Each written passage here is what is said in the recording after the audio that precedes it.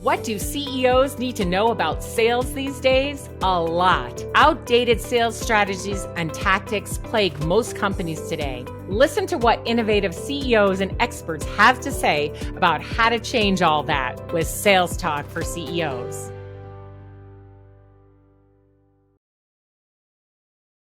My guest today is a serial entrepreneur. She's on her fourth company.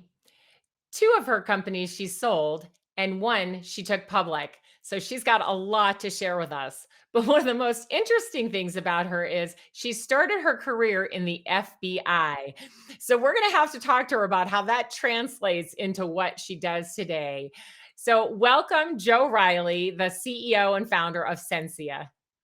Thanks for having me, Alice. It's great to be here. Hello, everyone.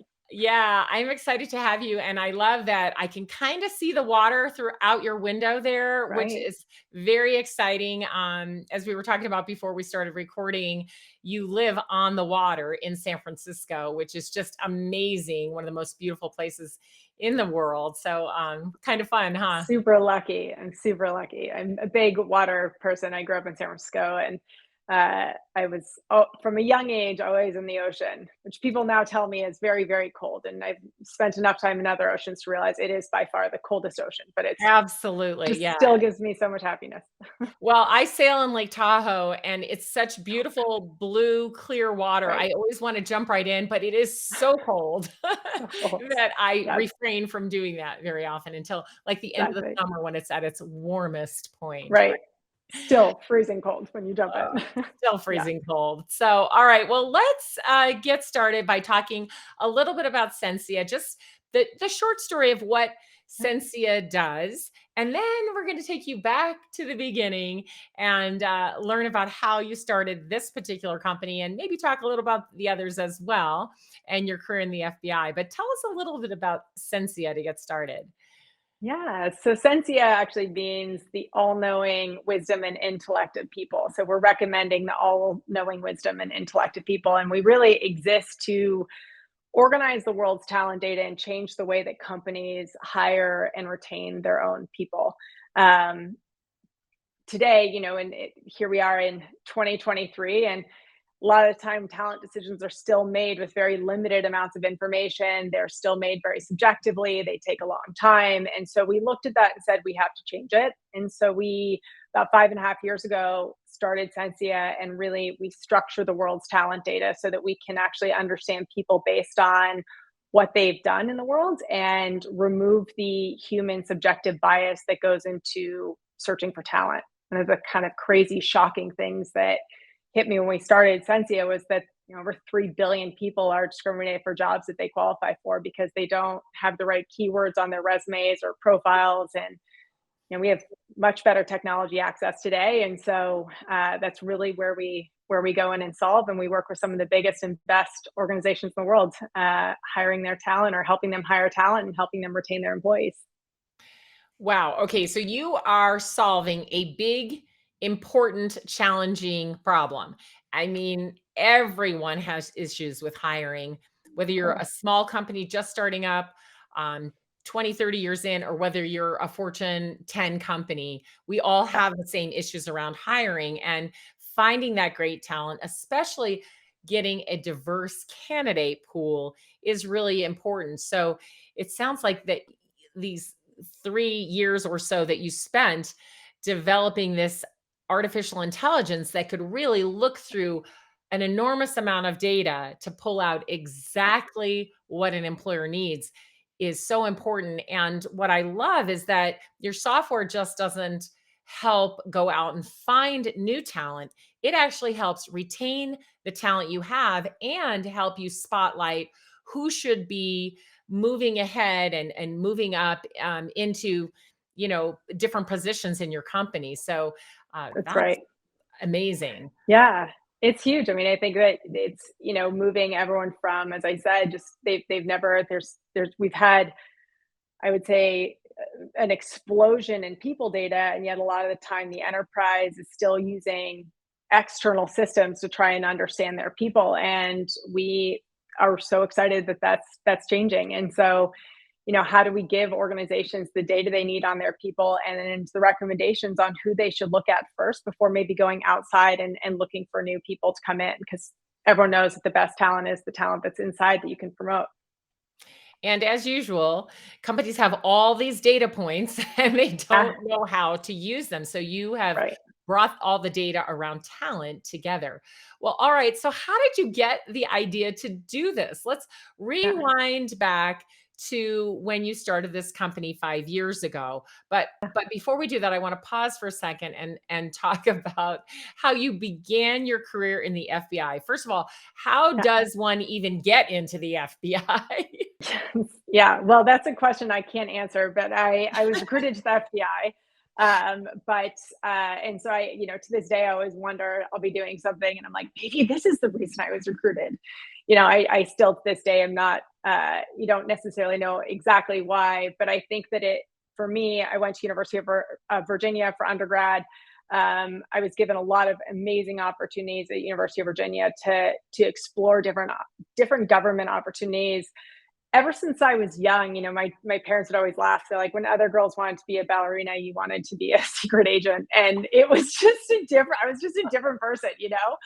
And so they were like, okay, cool. This is going to be what you're going to go after. And I had the most, I was pretty early in undergrad when I got recruited to the FBI, and they helped design my course load. And so I had the most extraordinary courses that were really focused around the psychology of crime and geometry of crime and espionage, and just things that kept me completely entertained and interested. And then I started working for them right out of undergrad. And you can imagine, I think I was what my very first career was. I was actually in sales. I was 4 years old, and I went door to door with my best friend, and we were the snail annihilators. And so we'd annihilate snails in people's backyards for like a quarter of a snail. And people would always say, they're like, "What are you guys doing?" We didn't know what money was. We didn't have any goal. We just thought it was fun and challenging and interesting. And as I went into the FBI, that same little girl was still there, where it was like I was an athlete all through undergrad. I was very merit driven. And then I went into the FBI, where it's very bureaucratic. And, the day I was hired, they're like, these are all the days you'll be promoted. This is what your pay will be on those days. You can mark your calendar. There's no, it's all time based. And so that was crazy to me. And while I loved what I did, I just realized I wanted to be in an opportunity where I could actually create my future and create destiny. And so I switched, and I became an entrepreneur, and I did that all through kind of my very first company was an outsourced sales and marketing firm. So really had to understand quickly, how do I duplicate myself very fast, and how do I deliver value from a client perspective? So, before I was in sales and Yeah. yeah, of course, I was with my father's company, Miller Hyman, for a while, and then moving into my own company in the 90s. Right before that, I was a teacher, and people always ask me, "Well, how do those skills you learned as a teacher transfer into the business world?" And of course, they transfer perfectly. But I've got to ask you the same thing. So, the skills you learned in the FBI, right, being a Yeah. secret agent Yeah. of sorts, right? Or teaching Yeah. other people how to Yeah. be. Yeah. How do those translate into entrepreneurship? And how did you use those skills coming out of the FBI to, like you said, just start your first company? Yeah, I think it was during the time I was there, I think what I was exposed to was how important it was having the right people, whether that's the right people in a task force, whether that's the right people on an operation, whether that's the right people inside, a inside a team. But everyone always brought up, it all came down to people. It always came down to the right profile of people, understanding the profiles of people. And the FBI especially is very focused on how profiles go together, and how you can understand somebody based on a background. And I think that was something that was so intriguing to me. It always has been. And it really was, how do we take this and really apply it across data in general of people, and not just looking at things, FBI profiling, but much more looking at how do you use data to understand people, their capabilities, their abilities in the future, and help them find the most important thing in their life, which is, well, family is normally number one, and careers following that. It helps a lot in it's the thing we spend a lot of our time in doing. And so it's really became, I would say, a core part of my passion. Yeah. So step us through from that point, the quick story of the 3 companies that you started and Yeah. exited, and then how you got the idea for the current company, and then we'll go Yeah. from there. Yeah. So after I left the FBI, and really not sure if I was going to actually go permanently, and uh, I was given this opportunity to go into sales, and I at the time was like, I don't even know what that is. I mean, it just wasn't even. It spent all these years thinking I knew what I was going to be doing, and I watched now a very good friend of mine close a very large sale, and I was like, huh, could do that. And at the time, I was like, I could do that better than that. Like that looked so easy. And the greatest salespeople make it look very easy. And it's not that. But I went through this process where it's like I can make. I mean, I can make 100 times what I'm making in the FBI, but also at the same time, I could have this challenging opportunity ahead of me. And so, I did outsourced enterprise sales for Staples, which is my very first job right after the FBI. And very quickly, I did very well. And Staples was like, look, like you're doing great. You're the number one rep in the world. You've trained all these people. We're going to actually give you Chicago and the surrounding area, and we are going to be your exclusive client. And you go and actually bring in all the new business customers. Now, I was at the time 22 years old. I was like, oh, sorry, what? Start again. I didn't, I had not gotten an MBA. I didn't know how to do everything that was required. And so but you know what? I figured it out. And it really did come down to, how do I find the right people and how do I train them well to be successful in sales and in customer acquisition? And so we expanded from Staples into Visa MasterCard, and I expanded from Chicago into New York, and sold the company. I was 24. We had about 500 employees at the time. And really, it was that experience of, at that point, I didn't quite understand how to not work all the time. Like it was still early 20s. You think you're invincible. I worked all the time, and not really with an intention of where I was going, but much more in the ability to achieve success and kind of the journey of achieving success. So after that, after I sold it, I actually moved back to San Francisco from New York, and I then met what is now my ex-husband. But I moved to China for 5 years, where I built a mobile e-commerce company that I joint ventured to the Chinese government. And that was just wildly interesting. I was in a foreign country. I didn't speak the language.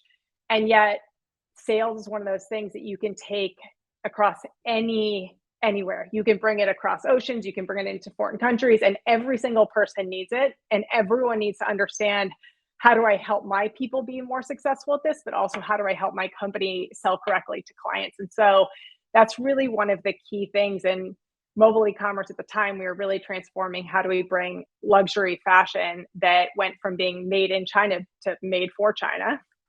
The Chinese market was so attractive at that point. And so it was a translation of what I had to do in sales all the way onto mobile. And then I really started my career in HR tech. And the reason I did that was, I was traveling at that time around the world, and every time I'd meet a CEO, they would tell me that their biggest pain point was people, and that their most valuable asset was people. So the thing they would spend anything on is people. And yet they were so afraid that they wouldn't survive as a company if they couldn't find the right people. And And the thing that especially, you learned in the FBI as yeah, well, right? Because you absolutely. learned it was all about the people, the right Right. people who were trained properly, and here you hear these CEOs telling you the same thing. That's right. I mean, it was amazing, because I think to this day, that is always at the core. I'll sit around a table with a bunch of other tech CEOs, and they will go talk about, what's the thing at the top of the mind? How can we all help each other? And it always is at least half people are going to be like, I need help with this type of decision around people, or I need to find new people in this area. What is your advice around people? And so it's a really cool place to be. And so that was really the beginning of creating my third company, which was really around assessing assessing talent. So instead of just waiting for talent to apply, we looked at how could we actually post a challenge that was real in the company and have candidates compete to solve the challenge through a really structured format. And so that was an amazing journey. But as we kind of what continued to come up, which was really interesting for me, was just that the talent market had shifted from an active one, Yeah. was LinkedIn is what, a little over 22 years old, and prior to that, we still had people walking and handing resumes over, posting classified ads. Then job boards came out, and people would apply through online. And then LinkedIn came out, and it was you could put a profile out, and people could come to you and find you. And we found that the world was shifting more and more into people are working, and they needed to be reached out to by recruiters for opportunities. And that if they did get reached out to, that they actually had a high likeliness of moving over to companies. And so that really rose to the fourth company, which is Censia. And that was, how do we continue to, today technologies and talent are still built off of old SQL databases with keyword search, and dear God, I hope I find the right person with the right keywords on their profile. Like it's great. We have Spotify telling us the next great It's song to so listen to. crazy, isn't it? Crazy. Like, I just cannot believe that we are still on this system of submitting a resume on, used to be a human would search for keywords and, sort the resumes. And now we just Right. let a machine do this exact same thing. It's archaic. It's I mean, and unbelievable. it doesn't work. We don't find good candidates that way. We don't find the best candidates, and we certainly don't find a diverse pool of candidates that way.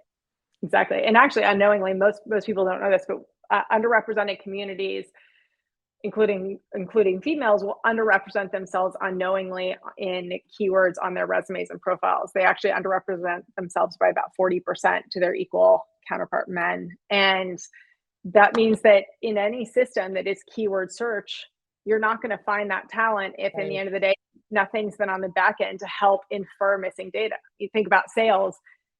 Let's say I put on my profile B2B sales, you put on your profile corporate sales, and then the next person puts enterprise sales, and the recruiter searches business to business sales. Like none of us are coming up.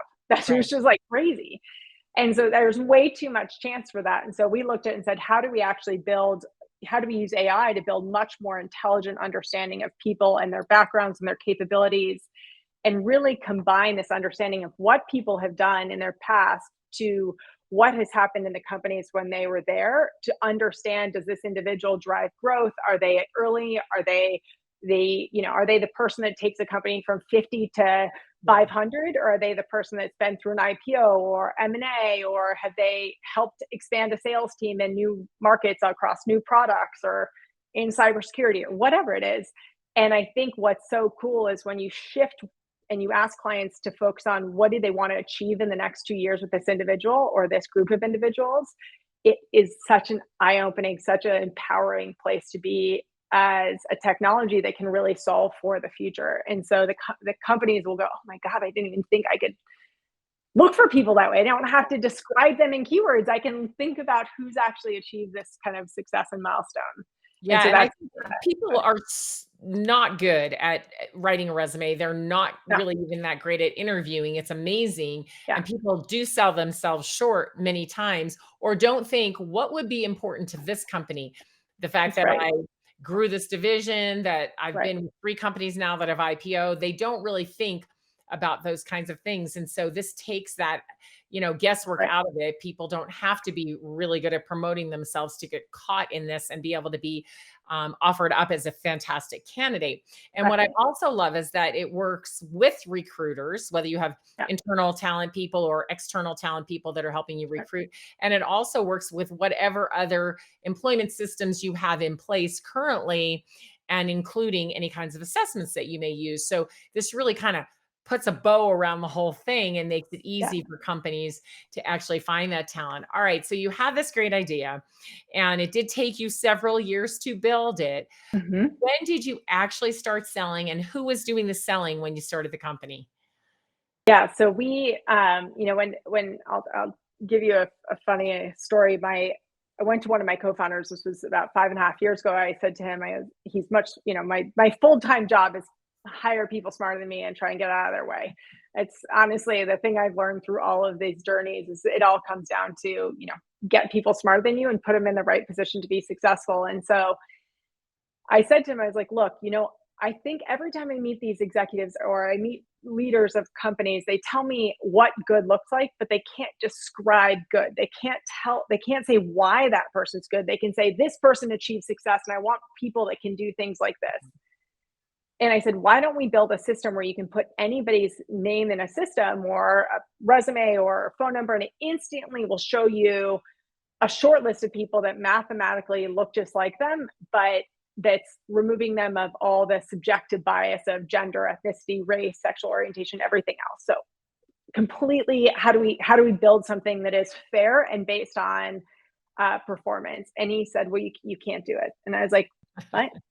What do you mean I can't do it? And he's like, well, he came out of high frequency trading, which, in the world of, or in 2023 with the rise of open AI, it's funny because high frequency trading did this like 15 years ago. They're like, let's read the internet and then build trades and predict trades on it. And that was, long time ago. And so he came out of that world and he said, well, in order to be able to understand people based on these much deeper intelligence on what they've actually contributed to, you'd have to structure all the data, all the talent data. It's all user generated. One of the most fun exercises, go on a platform like LinkedIn and type in Superman or Darth Vader or Wonder Woman. You're going to find hundreds, thousands of people that say they are Darth Vader or Superman, or even the CEO of Google, which is really interesting. There's no checks or balances. So if you put that into a system to learn from, it's not going to be good.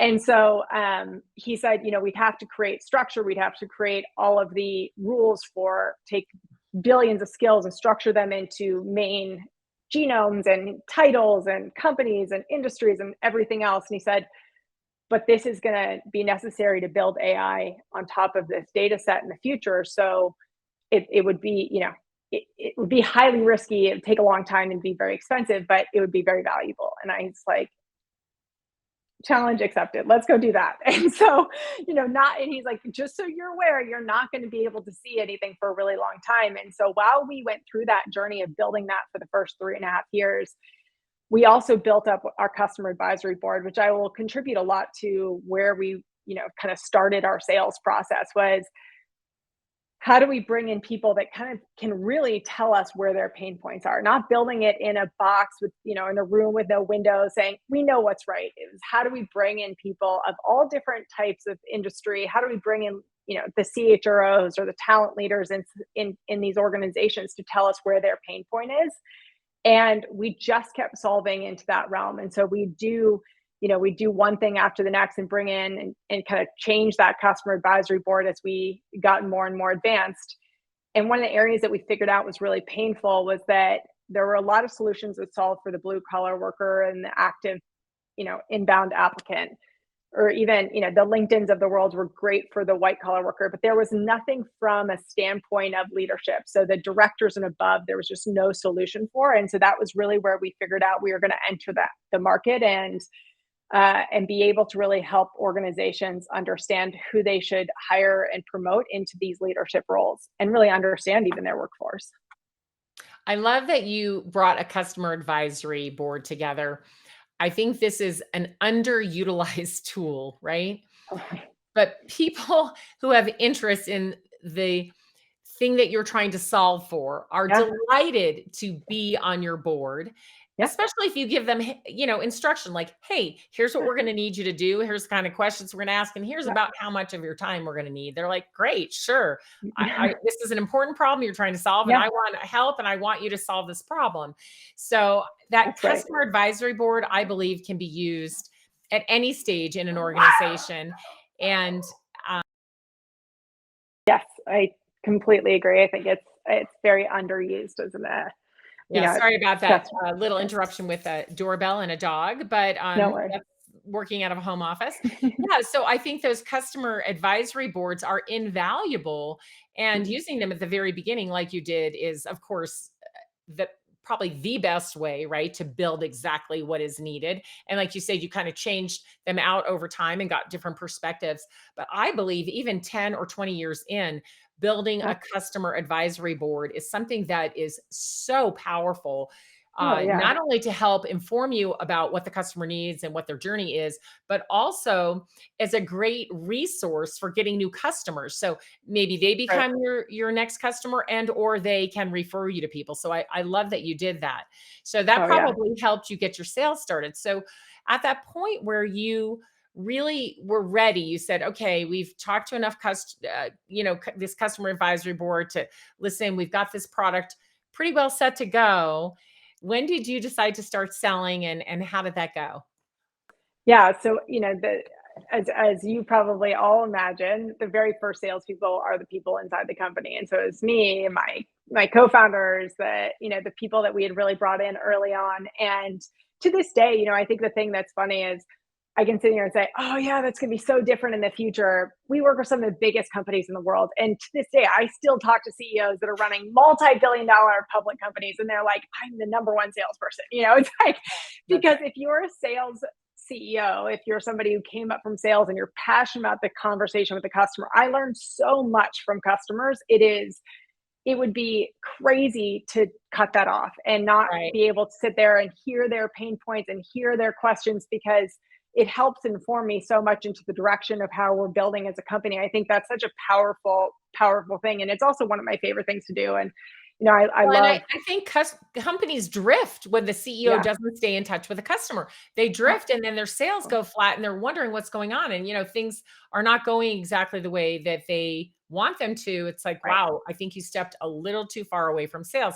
And I know it's tempting to do, but definitely not a good thing. I always say that the CEO will always have a role in sales. It's just that that role changes as the company right. matures, but That's right. you'll always be there talking to customers and listening and learning. All right, so there you Yeah. are, Yeah. starting to sell. You're, Yeah. talking to CEOs of companies that you met from your customer advisory board and that perhaps they Right. referred you to. So you and your co-founders and the others that work there were doing the selling. Nobody with the Yeah. official title of sales. Yep, exactly. And so we found, it's interesting when we first went into this, we had a couple big companies that would sit there and say, look, this is where we spend all of our money. We're spending hundreds of thousands of dollars just to find talent that can do this one job. And they would go, we don't have any ability to do it internally. So we hire these agencies to do it. And we give them a lot of money. And I went to those firms and I was like, hey, let me, you tell me what is the big pain point? And at that point, we had worked with enough customer advisory board members that they were like, they continued to be not ready yet, not ready yet, not ready yet. And they were the ones who were like, it's ready. And so when all of a sudden Ready it was enough. ready, they were like, not even ready enough. They're like, oh, wow. And I have one of my favorite advisors.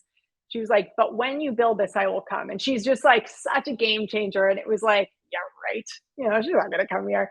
And she did. And it was a huge thing where she's like, you did it and I'm coming. And she joined the company in early 22. And that was such a huge milestone for us because it was one of those things where we had such such a deep background in understanding this pain point from the industry side in addition to the technology side. And so one of my favorite early customers, they were like, look, you couldn't help us, like we're hiring the most the hardest to find talent in the world. This is like they have there's no technology that's ever been able to solve this. And they said, well, I'll put some of these through the system. Let's see what happens. And within 22 seconds, the system identified the top individual that was actually Wow. getting the role across 100% of them. And so it was one of those moments where like the next day the CFO flies. I was like, you can't be walking around. Like, we need to talk to you about acquiring the company. And so it's a really cool moment where I think that, it is one of those things where we spent a lot of time early on trying to figure out and make sure that we had the right product market fit instead of thinking about could we, what are we solving and building a solution that's kind of forcing a solution in there. I think the thing that we did have to learn and journey that we did have to learn early on is how we were going to sell. And that's something we learned, pretty early on. I would say even before we fully went to market in 22. In 21, we were really going down this journey of are we going bottoms up? Do we do traditional demand gen type sales where we have, SDRs and AEs that are going in and trying to sell into the individual recruiters, and be, are we a product-led growth company that's going to grow through product-led sales? Are we going to go through enterprise sales? Are we going to go through channel sales? Like, how are we really going to go to market? And I think the thing that we learned was that Censia's best ability to go to market was through an account-based marketing approach instead of a demand-based. And so instead of going and trying to get as many eyeballs as possible, actually we have very solid land and expand with our clients. The client growth is, in the hundreds of percent across our year over year with our clients. And that's something that is unusual. And so we found that actually our sales had to be divided in both hunters and, farmers and hunters, and not to mix the two. And then Right. customer success, obviously. Yeah, yeah. So when did you start hiring salespeople? I mean, you really just started selling 2 years That's ago, right. right? And Yeah. so you Right. were doing that with your, like you said, with your team, with no one really titled sales, but everybody Yeah. doing sales. When did you go, okay, wow, we could really take off if I can focus on some other things as well as sales, not taking my eye off it, but now I need some real salespeople to get in here and get going. Yeah, I mean, we are so what we did in the last, I would say that really started for us at the end of last year. And then what we've learned is we've taken people and gone, all right, if we take talent that isn't an expert, they're not an executive, they're just junior talent, like, where can we see success? What are the conversion ratios? If we basically, the answer, we're a venture backed company. And that is another thing. If you're a venture backed company, customer advisory boards are amazing, because when you're early, no one else for them to talk to. Like, they love talking to customers. And if you've got a Right. whole pool of people they can talk to, it's really helpful. But also, with us, our next round, we're actually building out our whole go-to-market team on this. And it's to go from, I'd say one of the things that's weird about us is that we have very high revenues for a company that hasn't invested so heavily in sales. We're still, 85% tech, product, and engineering. And I think that that's something that is different about Censia, and that our customers are, multi-million dollar customers. They're not necessarily, tens of thousands of dollars. And so that's Right. something special, but now we need to really scale and grow that. And so once we saw this across some of the junior salespeople, we were able to now go, all right, we know what our conversion ratios are going to look like. We're going to pour fuel on the fire, and there we go. So we have the cool thing is we're not challenged with hiring, but it's like the cobbler that kids have no shoes. We're just like, solve for the customer, don't solve for ourselves. And so we Right, have a right. Well, you bunch of you can hiring use your own happening. tool at least to find That's great right. candidates, but you just gotta Yes, get on it and do it. So you're just exactly. really starting to hire your go-to-market team. That's right. But what's amazing is that you have a number of customers, but they're multi-million dollars, Right. deals, so that, that's really helped you get where you are. And then, of course, you've got the venture backing, which helps you grow. Yeah. But it'll be really interesting to watch how you grow out your go-to-market team from here on out. So we'll have to get you back on the show to Love it. find out how that all went.